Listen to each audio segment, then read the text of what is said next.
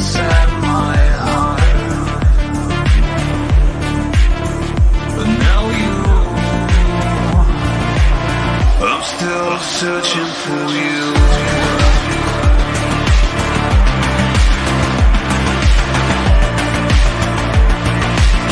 I'm still searching for you.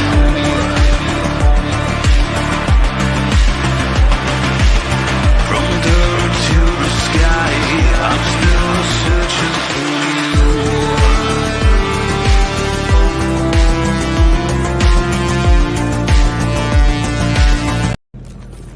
Wake the fuck up, samurai.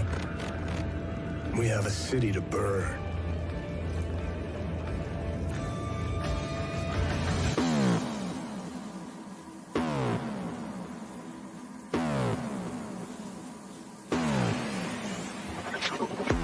You disgust me. Who gives a shit? Go on. I made it the fuck up.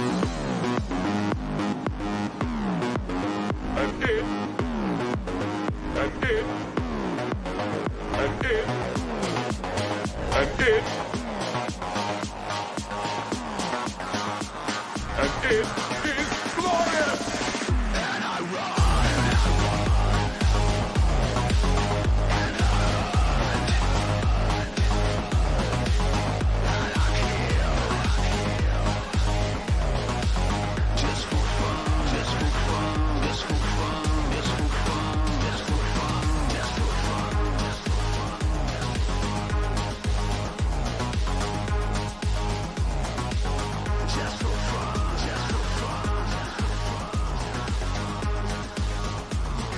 I'm sorry. I couldn't resist.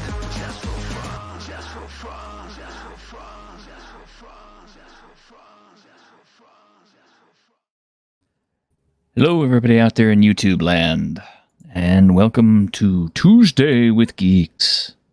Hello. We've had a lot of tragedy recently, and yesterday apparently we had another one. James M. Ward, who was the creator of Metamorphosis Alpha, Gamma World. He wrote the original, not Fiend Folio, but the Deities and Demigods. Was consultant on some TV projects and films, and pretty much he had so much to do with the hobby, including the last work that he did on Giant Lands. Passed away yesterday. He, from what I understand, he had a heart attack, and that was complicated by pneumonia. And I'm not exactly sure what finally finished him, but between the two things, you know, his age, he was about 72 years old. So that is one of the last people who actually got to game at Gary Gygax's table in an original Gygax game. And he's another founding father of our hobby, as it were. And I'm very sad to have seen him pass. I was fortunate enough to actually be able to game with him once. He ran Giant Lands. And it was an old school style game. He's an old school GM. The party got TPK'd. But in all honesty, it was not the most thinking party.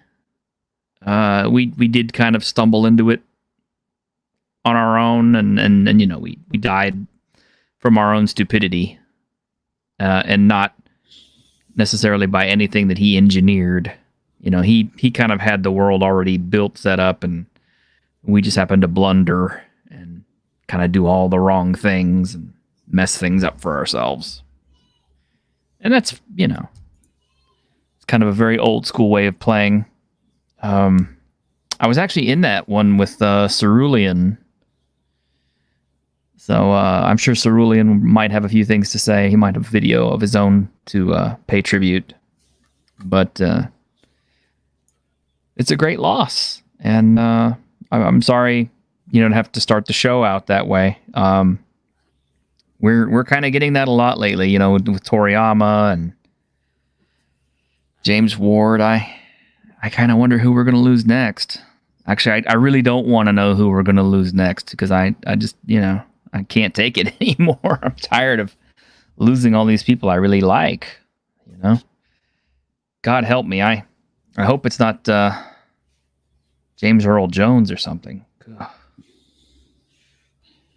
And I suppose probably one of the worst things about it is, you would think a brand like Wizards of the Coast would want to, at the very least, acknowledge the people that came before and, maybe try to garner a little bit of positive news out of this, a little bit of positive PR just by talking about, one of the founding fathers that came before. But no, they've been absolutely radio silent on the matter. Oh, sure. Because of the stuff that he worked on is still labeled with this contains problematic content from an older edition. In fact, that was one of the things that still made me angry about the about all the legacy content postings, is the fact that Ward was one of the still living creators of that material, who was being, or I should say, his name was being tarnished by having that product label associated with his work. And that's something that very much still angers me. Well, I mean, it's kind of not surprised to see this across the board, because like Lucasfilm doesn't acknowledge James Earl Jones's birthday, and he's 91, 92. Yeah, God helping. That one's going to be a hard one, man. That one, there's going to be a lot of very, very upset geeks the day that man passes. Like even like CNN, I'm surprised doesn't do it, because he was quite literally the voice of that network. This is CNN. Yeah. Of course, these days, since they can just AI generate his voice, they'll say, "Oh, well, this is his legacy right here. The fact that we still have his voice for AI, so we can have him back anytime." And I'm just like, it's kind of not the same thing, though, is it? Well, I mean, let's be real. Disney would step in and say, no, actually, we own that bitch. Mm-hmm. I'm sure they would. Oh, well. Duck Fisney. As Brandon would say. Yep. It's not all bad news tonight, though. It's not all sad. I got a tiny little bit of show and tell with a kind of a tiny little book. I shouldn't really say it's tiny, but it's a small book. But it's a nice book. Small book after all. Indeed. Ryan David's Village of Greenhaven arrived at my home yesterday in print. Yeah, we know that guy. And it is a system agnostic source book, and it's part of Ryan David's pop-in principles, which I'm assuming he's probably going to do more of these. But when I say size, I'm being small. I don't mean like the content is small. It's actually quite a bit of content. Here's the finger scale for you, and but what I mean is the physical size is small, which is fine because I actually like smaller smaller sized books. They're less of a shelf queen. By the way, folks, that's a patent pending scale, for the record. That's right. Yeah, that's the T-shirted historian finger scale for thickness of books. I measure everything in fingers. Well, mostly. That's what she said. Yep. She measures it in something else. But anyway, it's kind of a fully realized little village. It's got a little bit of everything in it. It has I'm having kind of an unstable connection here, so uh-oh. Yeah, if I pop in and out. But it's very lavishly illustrated all throughout. I understand it's most likely AI art, but that doesn't really matter in my opinion, because of the fact that it's, not only is it a first time publishing, but it is also a very tiny press publishing. I mean, it's literally one guy doing everything. And if he wasn't using AI, he probably wouldn't be able to afford Go, to keep go this back a page. cheap. Go back to that redhead. No, that's not Ginger. What are you talking about? That's totally Ginger. That's not That's Harmony. that's why she's not here today. She was busy modeling. Oh, was she busy baking bread? Yeah. Oh.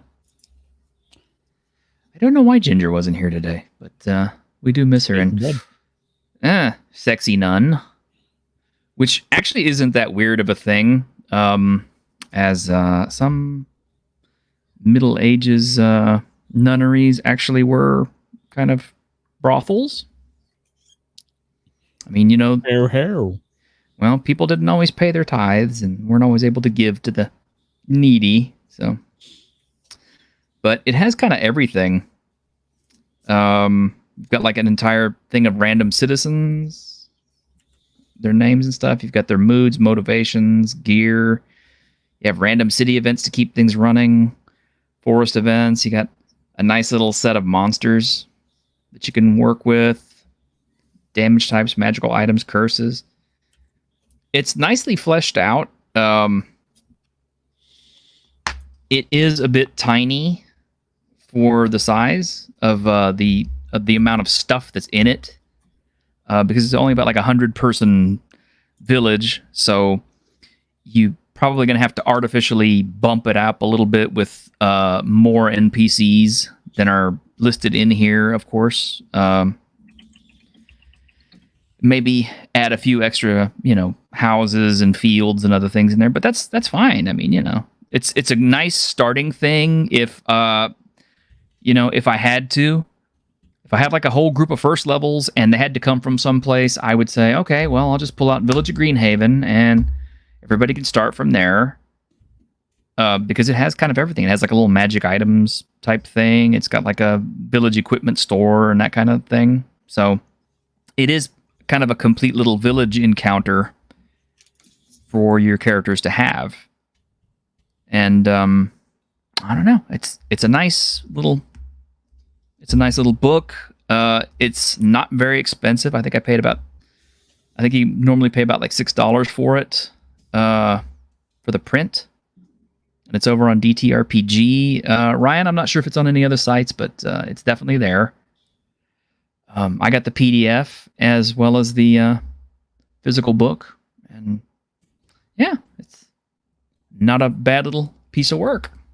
I'm kind of curious to see what else he's going to put out in the future. Give me one moment. I'll have a link for that drop in the chat. All right. Awesome. Yes.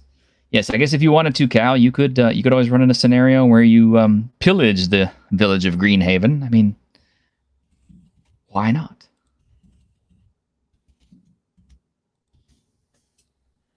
There we go. Let's drop in chat for you guys. All right. There you go, guys.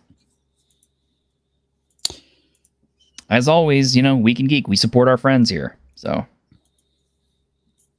and you're welcome, Ryan. We're happy to support you, man. We always do. We always are. All right. So before we get into the more negative stuff, should we get some more good stuff up front, or should I save this for a little bit longer? I have so much stuff for tonight. I don't know that you're going to have a chance. All right, then, if you allow me to, as much fun as it is to go and talk about all the negativity of Wizards of the Coast and all the vile and vitriol and, the criticism that they rightfully have earned. Every now and then, a neat little thing comes along that I feel as though we ought to kind of put a little asterisk next to and kind of show off. So this is a little collaboration that was just recently unveiled, and let me know what you guys think. Brick by brick, Head into the tavern of mystery, unravel the story. To the meadow we flee. With the owlbear behind us, we fight off giant spiders. With the wisdom of a sentient tree. Now into the dungeon, the secret door. Let's get out in adventure and action, we take on the dragon. Battle rages on as the wizard roll the planning. This adventure so epic. I told you it was a mimic. The Dungeons and Dragons Lego set. Why am I not surprised? I mean, look, to be fair, though, it's not a bad collaboration. I mean, there's been how many fantasy series of Lego with the addition of, there are groups out there that in turn do use Legos for their D&D. It's a pretty logical little crossover to me. Yeah, I think so. I mean, I've always liked Legos as a, as a fun thing to put together and everything, but I'm not like what I would call a collector or anything of the sort. In fact, I don't think I own any Legos, but then there was one other little piece that I kind of came across that, that little cool guy down there in the chat, Forjet, and I were talking about. Mm-hmm. And this is a series of blind bag figures for Dungeons and Dragons. So, of course, we have a couple recognizable things. Hey, we got to have a Githyanki Yankee because, hey, that Baldur's Gate's pretty popular. Of course, we have our Tiefling, our Dragonborn. We've got a Druid, the Arakakra, the Mind Flayer. I believe that's supposed to be Strahd. I think so. We have a Bard. Looks like the Lady of Pain, Vecna, and Tasha. Okay. So I'm not gonna lie, I kind of want this Tasha. I like it. Got a thing for pointy hats? Among other things. Okay. The Lego Mind Flayer is kind of neat. And look, it even comes with a little intellect devour. Oh, that's always nice. You can always make your other character's head explode after it erupts from their skull. Everybody needs a pet. And oddly enough, most of these seem to have a pet of some kind. Hmm. And it looks like there's actually quite a bit of, mind you, I don't follow Lego stuff quite as much, but I'm seeing quite a few pieces that look to me like new sculpts, like that big old hair for Tasha with the pointy hat. I mean, heck, the head for the Mind Flayer, the Intellect Devourer. It's not just a bunch of our existing designs. We're just repurposing. Right. Well, Lego is Hasbro, is it not? No. Nope. Lego's their Lego. own thing? Lego is Lego? How about that then? Also, you want a little pseudo dragon. I gotta admit, I do like little pseudo dragons. But I wanted to make sure that I showed this off because, hey, if WotC does something good now and then, let's give it a little acknowledgement and say, good job, WotC. This was a good collaboration. Well, like I always say, a stopped clock is right twice a day. So, and yeah, Ryan's right. Yeah, Hasbro's still going to get a taste of it though, and yeah. But it is what it is. I mean, to be fair though, I've tried to considerably cut out the amount I give them, and at the end of the day, they'll get their pound of flesh one way or another. But I'm not buying their core books anymore. I'm not planning to pick up the new rule set. I'm not planning to pick up whatever they're doing with Magic anymore. That's the biggest money saver for me. Indeed.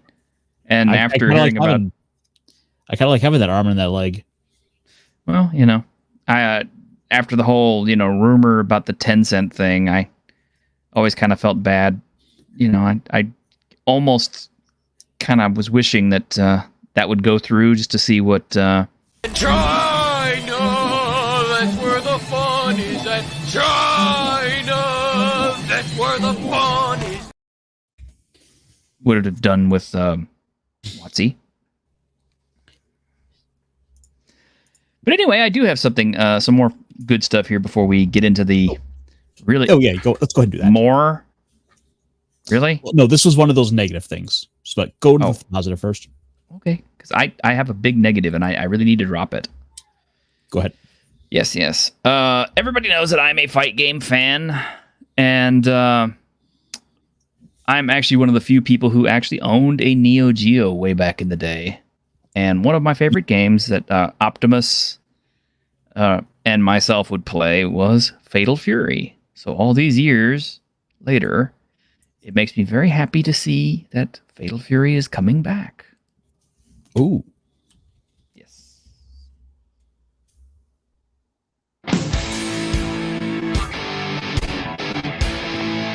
Gonna take you for a ride. Try to keep up, all right? Hey, Welcome. come on. Terry Bogard is back. This is the path I've chosen. I will win this match for my fans. Aha! A fine specimen from my research. And I believe Preacha is going to be replacing Joe Higashi.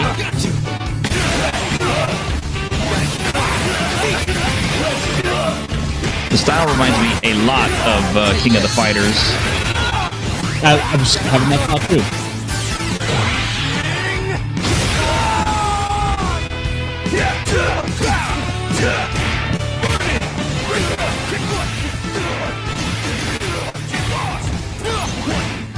Terry just has an answer for everything you do in that game.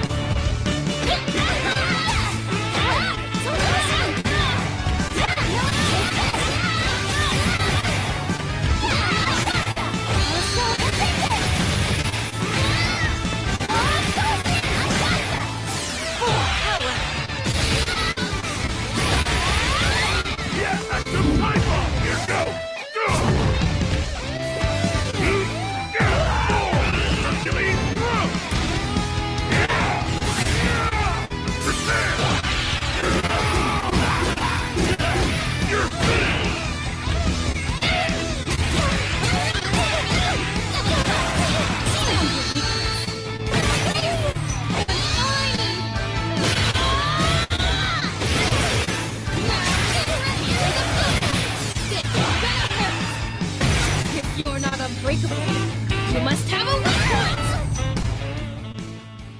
This is for you, Terry. Let's rock. Fatal Fury, City of the Wolves.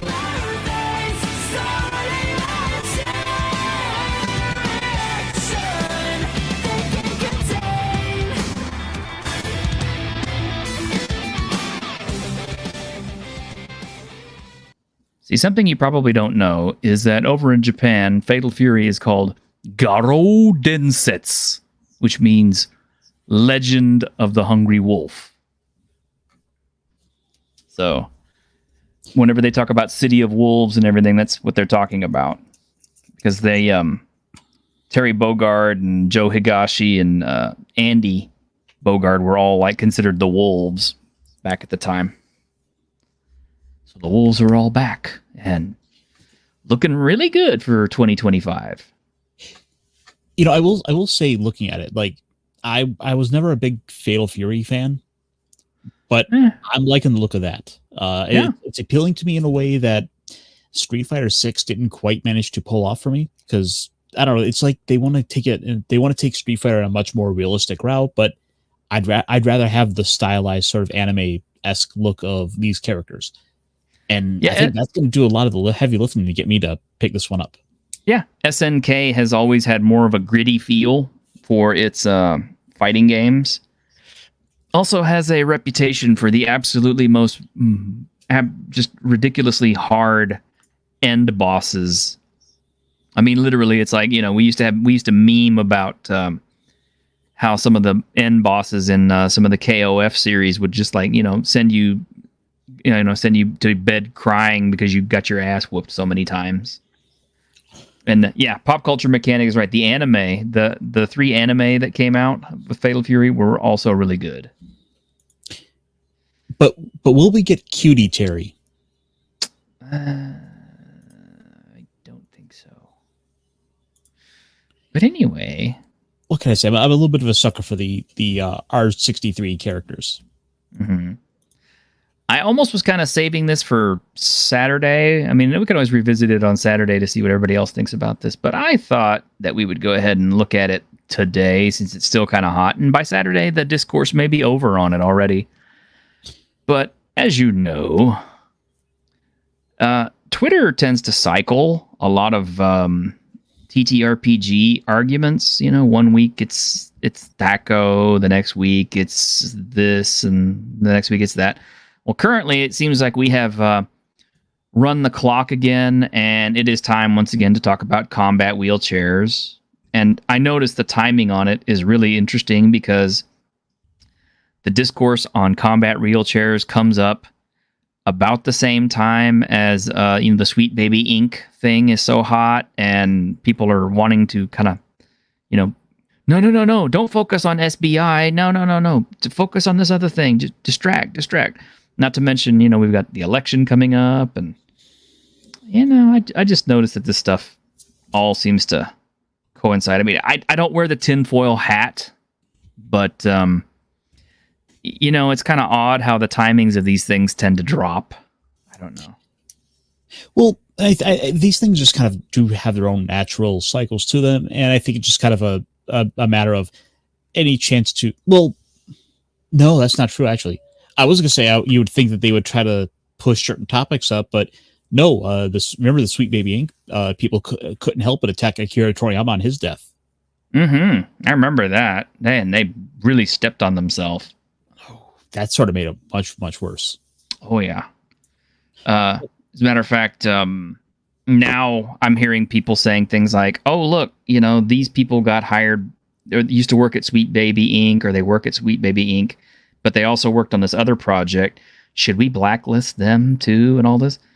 And my thought is pretty simple about it. I'm kind of like, you're asking this about people who would not hesitate to dox you, try to get you fired from your job, or otherwise try to hurt you and non-person you if they were the ones who found out something about you that they didn't like.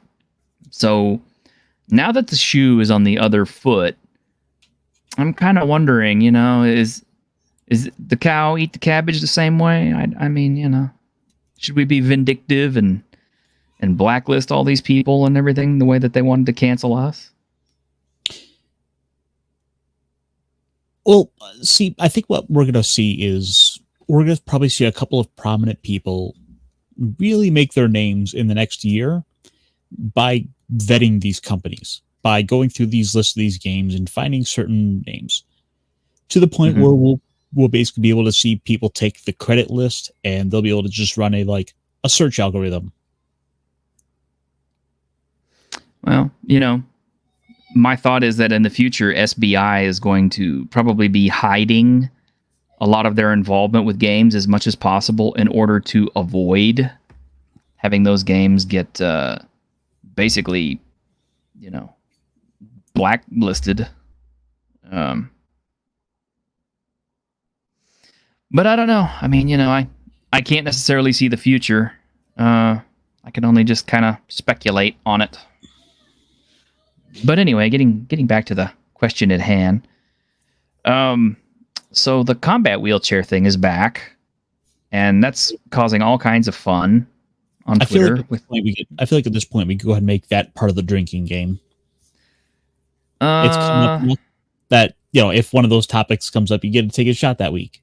So we'll put orcs are racist and the combat wheelchair. What else was there? Freaking what? Tolkien was woke. Yeah, all that stuff. Yeah. I like what Schnotsky says. The problem is that people will complain, but when the time comes, they do nothing against these people. They need to learn not to do this, and they're more than happy to hurt you. Yeah. and Maliki says, what Sweet Baby feels to recognize is the games they work on are crap games. Yeah, but my question though, Maliki, is were they crap games before SBI's involvement, or were they crap games after they were involved? I mean, think about this. You wrote a really awesome game, that maybe is a little edgy or doesn't necessarily, rub everybody the right way. So you hire a consultant like SBI to come check out your game. And of course, since their brand is, we find problems with games, they're going to find problems with your games, and they're going to tell you, hey, these are the modifications you should probably make to your game in order to get DEI money or, BlackRock or whoever to help fund your game. So, well, I would say if you want a good starting place, why don't we take this list of companies right off of Sweet Baby Inc.'s own website? Oh boy, yeah. I was surprised to find out how many games I had already purchased that had SBI involvement, and I'm just kind of like, kind of makes a little sense now. But that is a lot of companies. It's almost impossible not to have accidentally purchased something from them. Just like it was kind of coming out that apparently Bandai Namco is working with SBI as well right now. So now you got to kind of be a little wary there. I mean, looking at this list, of course, we see good old Wizards of the Coast. Yeah, 2K Games doesn't surprise me. Our Wizards of the Coast, our eternal dance partner on this little ball of earth. I mean, people always ask us why we keep, talking about them. I'm kind of like, well, because they just show up everywhere. They're like the plague. But anyway, since we were talking about the combat wheelchair, I happened to get this list together, and I thought this was really fun. I thought we could go through this in the time we have left, and we may do it again on Saturday for fun, just to see what the other guys have to say. But going through this really quick, it says the Combat Wheelchair 3.0 has been released today, and according to this, it says it initially costs 200 gold pieces and can be upgraded with up to 3 upgrades, each one costing as little as 15 gold pieces or as much as 550. Okay, so 200 gold pieces to start with. Kind of a hefty chunk for a first level, but there are some classes could afford it. But your speed becomes 30 instantly. Now, if I'm a halfling, my speed is normally like, what, 20? I think a dwarf has a 25, too. Yeah, so if I'm going to be a dwarf or a halfling, I instantly want one of these, because now my speed becomes the same as the rest of the party. You could control the chair telepathically as well, so I don't even have to use my hands in order to move it. It just does it according to my thoughts. Yeah, Maliki says a dwarf is less than 30. Yeah. It says the chair benefits from any spells cast on you. Now, I don't have an extensive list of every single spell that is available to a 5e player, but I can imagine that some of those spells that benefit you and also benefit the chair, there'll be some double stacking of benefits here and there somewhere. And the one piece I feel like we should not overlook here, if we're breaking this down, it's that part about the wheelchair has no hit points. Well, we're getting there, okay? Don't skip ahead. Well, no, it's just that was brought up, and like you start looking at other things, like we're doing that. Right there. It's like, well, can I just replace the front door to my house and put this in front of like the rampaging orcs, and they have to like get past my wheelchair first? I don't know about that, but the chair retains its benefits when you wild shape or polymorph, including the upgrades.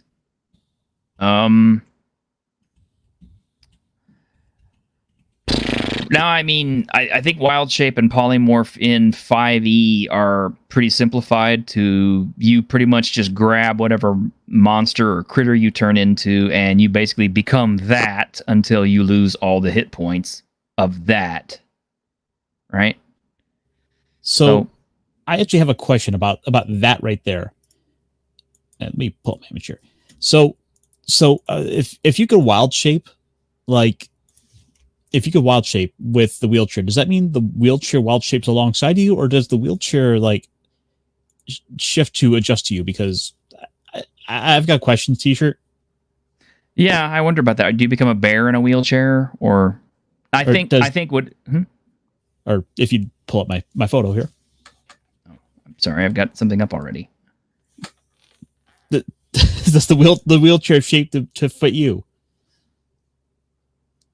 Good question. I'm thinking that's a DM call. I'm gonna say that probably it conforms to you, so it becomes like another you, or like, you know what I mean, like your clothing and stuff. And no, it doesn't disable the Wild Shape, Shinatsky. Apparently, yeah, it works along with it. Does a mech count as a combat wheelchair? Because if it does, I want it. Well, make that two of us. Yeah. So, yes, the next part, the one that's most egregious to me, is the chair has no hit points and must be hit by 3 critical hit melee attacks in the same encounter before needing repairs. But the chair being broken does nothing to stop it from functioning. So then it's not broken. Yeah. Okay. How much sense does that make? It has no hit points, therefore it can't take damage. You can shoot a fireball off in a library. It will set all the books on fire. It's even in the spell description that it will set things on fire. The wheelchair, on the other hand, will apparently not be affected because it has no hit points. So, the wheelchair might be on fire, but it's not going to get hurt because I don't think the fireball can crit either. But it has to be hit by 3 critical hit melee attacks in the same encounter. So you literally have to have an enemy who is capable of critting the wheelchair, aiming specifically for the wheelchair 3 times in the same encounter. How much sense does that make? And even if it does get broken, it doesn't stop working. So what's the point of it being broken? Well, you see, T-shirt, the wheelchair may be seemingly indestructible in this way, but that doesn't mean you are either. So that wheelchair your magic wheelchair is getting set on fire. It's gonna stay on fire. It won't get destroyed, and your happy little ass is gonna burn until you can get your happy little ass out of it. But it says the chair also benefits from attuned magic items. Now, again, I haven't gone through the whole list of attuned magic items to see what all that gives you, but hear me out here. Some of the attuned magic items could be made of adamantine or mithril. So does that mean that confers the same properties on the wheelchair? So now the wheelchair becomes adamantine. Does that mean that effectively the barbarian can pick you and the wheelchair up and use you both as an adamantine weapon against, say, an iron golem, which needs an adamantine weapon to hurt?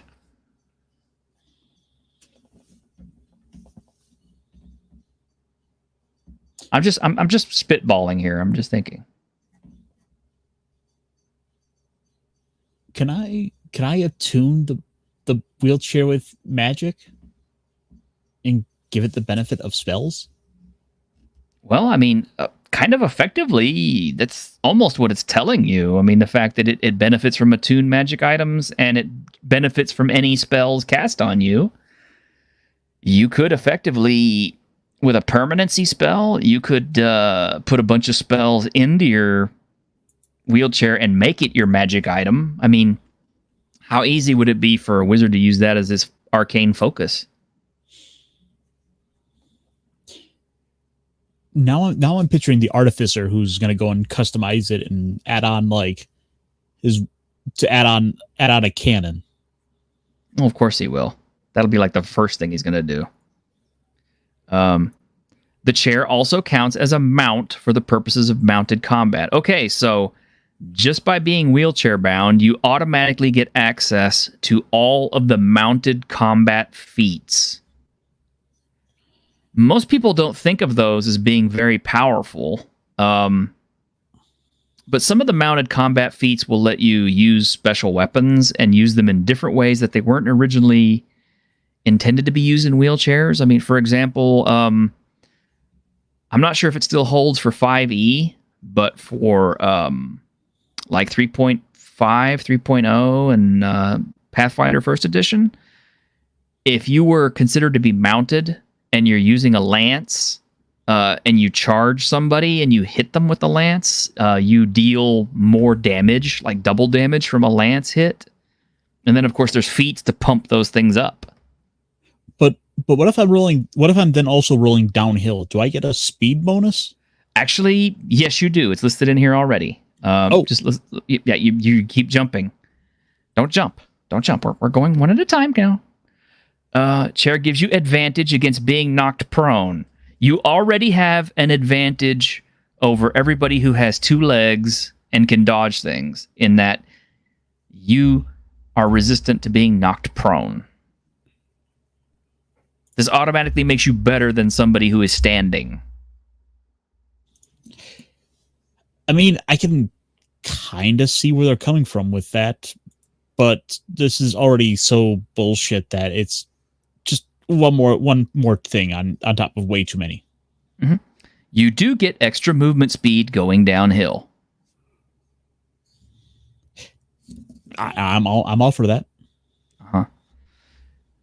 You can use it to attack. Okay, so now here they're actually saying you can physically use the wheelchair itself as a weapon to deal 1d8 damage using strength or dex. Okay, so now we have a weapon which is actually better than most of your fighters' starting weapons.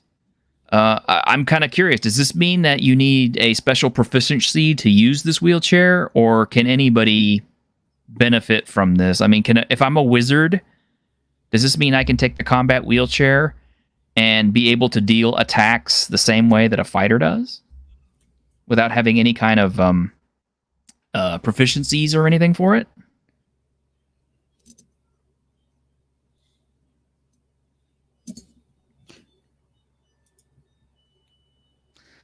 And then on top of that, here is the list of upgrades that you can buy for it, which cost as little as 15 gold pieces or as much as 550. It doesn't actually say what the prices are, but advantage on dex saves and acrobatics and stealth checks. How in the hell does a wheelchair give you advantage on an acrobatics check? See, I'm still thinking about the stealth part, because all I'm picturing now is the wheelchair. Wheel? Yeah, exactly. I mean, somehow being in a wheelchair allows you to, do gymnastics type things where you can jump and everything. Because, I mean, don't you use acrobatics for jumping checks? I believe so, actually. And then there's also just the idea of, well, yeah, we're gonna sneak into the bank vault, but here, why don't you roll behind that table and duck? They'll never see you. Yeah. So yeah, you're more stealthy by being in the wheelchair. Oh, they'll never look over here. I'm in a wheelchair. The all-terrain upgrade that lets you ignore difficult terrain. Okay, so this is to bypass everybody who keeps saying, oh, well, the stairs, you can't do the stairs, or going through the swamp or everything. Well, apparently now you can with an upgrade. I imagine that's a $550 or 50 gold piece upgrade, but I would hope so, because normal people who have to walk will still have problems going through difficult terrain. So all your friends who have 2 legs and are perfectly abled will still have to be slowed down and struggle while moving through a swamp. But you, in your wheelchair, can cruise right through it with no problems whatsoever.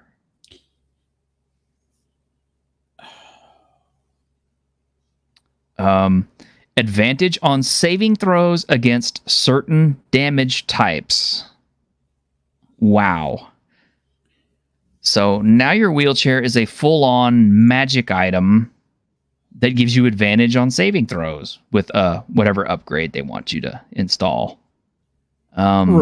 Remind me why every player doesn't just try to get one of these. Oh, yeah, I'm getting there. Don't worry, it gets even better. It gives you a +2 armor class bonus. So I can still wear my full plate armor. I can still have my shield, and then I can get in the wheelchair and get an even higher AC than before. And critical hits necessary increase to 6. But it will give you a disadvantage on dex saves, and I don't know what the rest says. I mean, there's more of it apparently, but because this just doesn't have quite enough benefits to it. But, I mean, it dawns on me that like a race like the turtle, which cannot benefit from additional armor, in theory, can benefit from this. Yeah, because it's not armor.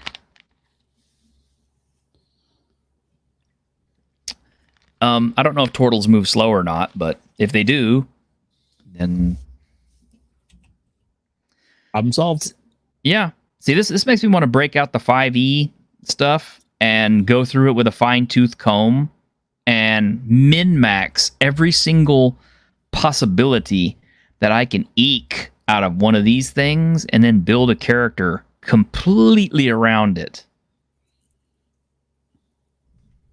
Whether my character is disabled or not. I'm playing Ragathor, the wheelchair-bound barbarian who likes to go for long walks on the beach. Yeah, I'm playing Ivar the Boneless, who has to use a wheelchair to get around. However, because of this, he can do more things than you can with your 2 legs, puny human. Crom laughs at your puny legs. Yeah. It feels like... Oh, I could see this as a bit now. Like, Ragathor and Ivor, around a campfire as the ones laughing about the use of his puny legs while you have the superior wheelchair. You only wish you had 2 wheels like me. I mean, what were they thinking of with this? They thought they were thinking about all the backpats they were going to get for like this on social media. Because you know, this was written by a player. Yeah. Yeah. It was probably, well, I don't know. My understanding is that the last ones that were written up by a woman who was disabled in a wheelchair. But I doubt even she came up with all those. I mean, if she did, then she really found a way to game the system. I don't know, man. You know, I had lost a friend a few months ago. And before I lost him, he had one leg for several years because he had a leg that was amputated surgically because of an infection that had set up in his foot. And I remember, thereafter, he was wheelchair bound pretty much. I mean, he did have a prosthetic leg, but he had various problems with it and didn't use it very much. So he pretty much stuck to his wheelchair all the time. And I never asked him about these combat wheelchairs because obviously the discourse, never really came up at it. But I wish he were still alive so I could submit that to him and say, "Hey, Don, what do you think of this?" And see what he would have to say about it. Because, I'm pretty sure Don would rather all his characters actually have 2 functioning legs. instead of, a wheelchair. Although that wheelchair is so awesome. I mean, legs just can't compete with it. Right? I mean, everyone's gonna be looking at it like, I wish my legs didn't work. I want that now. Yeah. Yeah, you'll be able to play a mute character and cast spells that require a verbal component with advantage. Yeah, no kidding. It's called sign language, you bigot. Yeah. Yeah, and armor shouldn't make you encumbered if the wheelchair is carrying you. That's true. Especially if it has the difficult terrain modifier stuff, It's like, I can get over a swamp, no problem. What is this extra bit of armor going to bother me? Well, I don't think we've been inclusive enough because, see, I think we need to consider the players who don't have eyes. Huh? See, I think we need to introduce the combat glasses. It's like it's a magic stone you wear in your forehead that gives you all the benefits of sight while still being blind. Yeah, but why just stop there? I mean, this is magic. I mean, why can't it give you like infravision too, or incorporate eyes of the hawk, or frickin' laser beams, or X-ray, or true seeing? I mean, that's a perfectly justifiable thing, right? You got a magic stone instead of eyes. Why don't you have true seeing on it?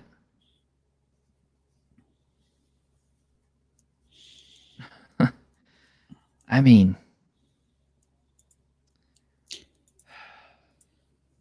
I can understand wanting to play a subpar character in some way or a disabled character in some way, just as a challenge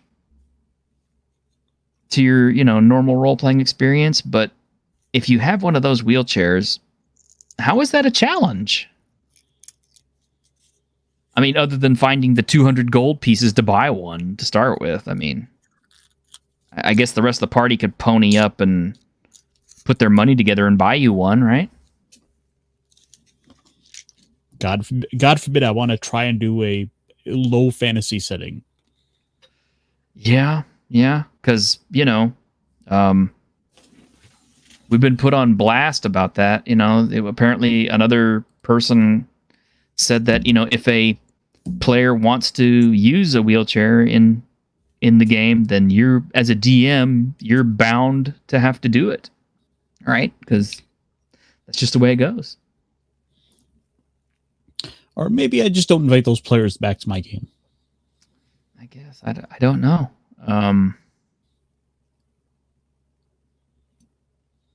Considering that there is such a lack of people wanting to DM in the first place,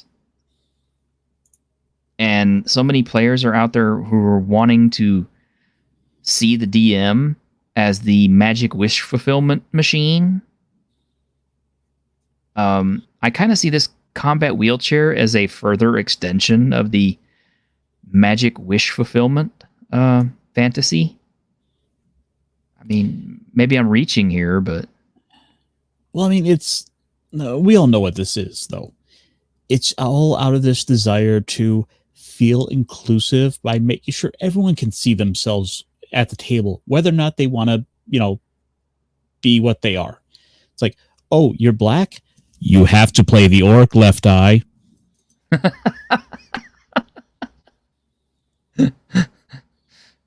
I mean, I don't get upset because as we all know, like, according to the wokest out there, orcs are inherently black people. That's just all the language has been. Wizards of the Coast admitted it. Yeah. I don't get upset when I don't see, Hispanics represented in the D&D game, especially, not when, well, you know what we look like in their eyes, right? Oh yeah, you're all merfolk. Yeah, that's it. Yeah, we're all totally merfolk. No, that's the thing though. Like, it's gotten to the point where if we're just going to start saying that like people are different ethnicities are races, then like apparently I have to declare that like Latinos are lizardmen and merfolk. like Well- fish people. Well, apparently I'm supposed to see this, and this is supposed to be how I view myself in D&D. So, I just have to accept my place, and go get my rooster and my corn and my serapis and my sandals and my sombrero and everything, and yeah. Ironically though, like if you were to ask me like what I would assign the orcs to, I would have said Russians. The funny thing is, originally the Klingons in Star Trek were kind of more or less thought of as being the Russians. They were, that was kind of like the allegory. Yeah, that was the intent there. Yeah, I'm not sure what they became after Next Generation and all that, but originally, and now apparently they sing K-pop.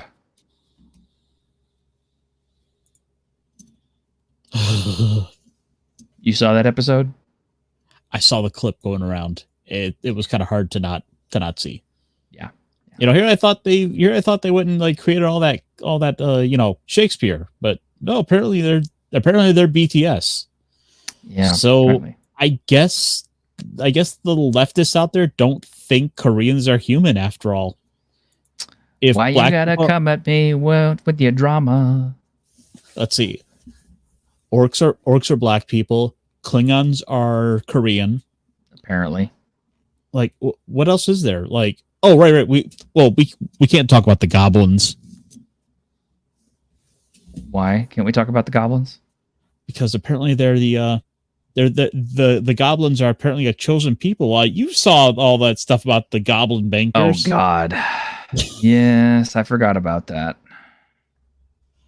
So I'm apparently a half goblin, half 1940s Mexican stereotype orc.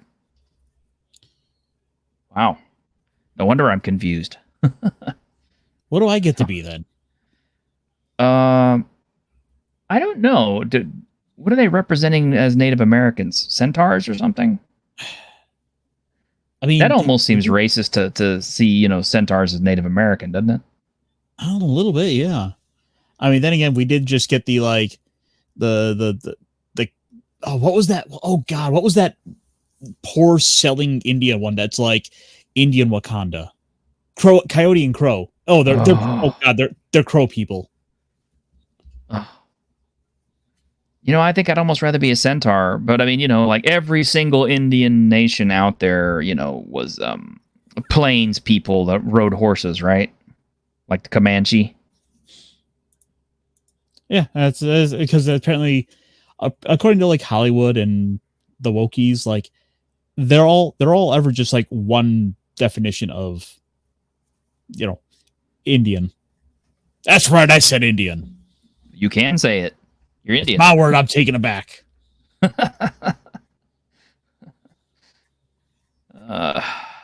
We're putting the Indians back in India. But you're not from India. Your people were never from India. We're taking our land back. As long as we're talking about reparations, can I have the land back in Tejas that was stolen from us by the Texans, which we originally took from the Plains Indians? Oh, well, sorry. You see, actually, as your resident leftist, I need to tell you that like we said we're sorry and that we put up a nice little placard that calls us even, right? Oh, okay. Well, You, as long as you didn't put up a actually placard. Yeah. We're Anyway. better than you. We just need to make sure we tell you what to think. Not And be our you good need- little pet. And just remember, after you get canceled, we have seminars just for you. Yep. Yep. Yep. Intended audience. This is for anyone who has hurt others and wants to prevent it from happening again. Anyone worried about unintentionally harming others. Anyone who has faced a call out and wants to make things right. Or anyone who is interested in supporting people they care about who have done harmful things. See, we're going to create the problem, and then we're going to fix it, and we're going to charge you money both ways. And we don't care who we hurt. It's kind of like getting like a stomach bug and diarrhea at the same time. Mm-hmm. Actually, it's more like you got the stomach bug from like eating some bad food someplace. However, the parent company who owns the chain of restaurants where you got the bad diarrhea from and the bug from also owns the pharmaceutical company that sells the drug to cure it by just some happenstance. Oh, you got food poisoning and diarrhea at one of our establishments? Well, you'll see that one of our smaller shell companies also happens to make, diarrhea relief pills and anti-acid and indigestion and upset stomach pills. So you'll feel better after eating our food. Can we just not go here?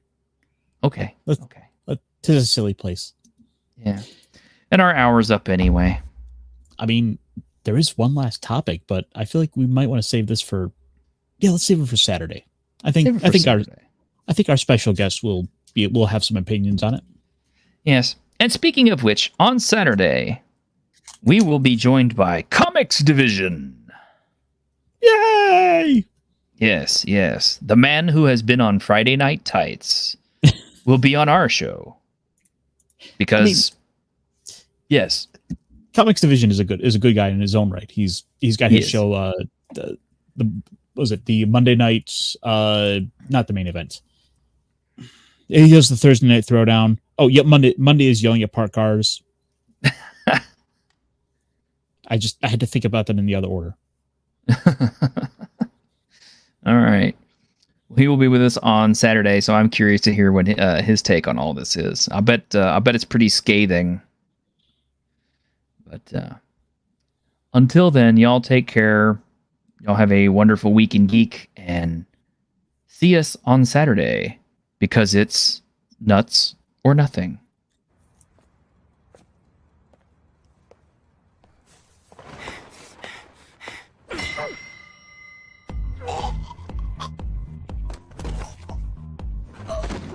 Senpai は優しい人なんだな、おい。俺は男と喧嘩するとき股間しか狙わねえ。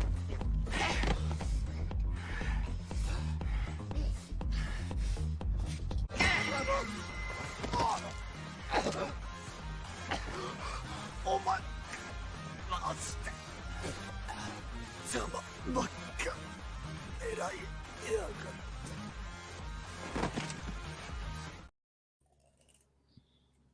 Ouch! Ouch.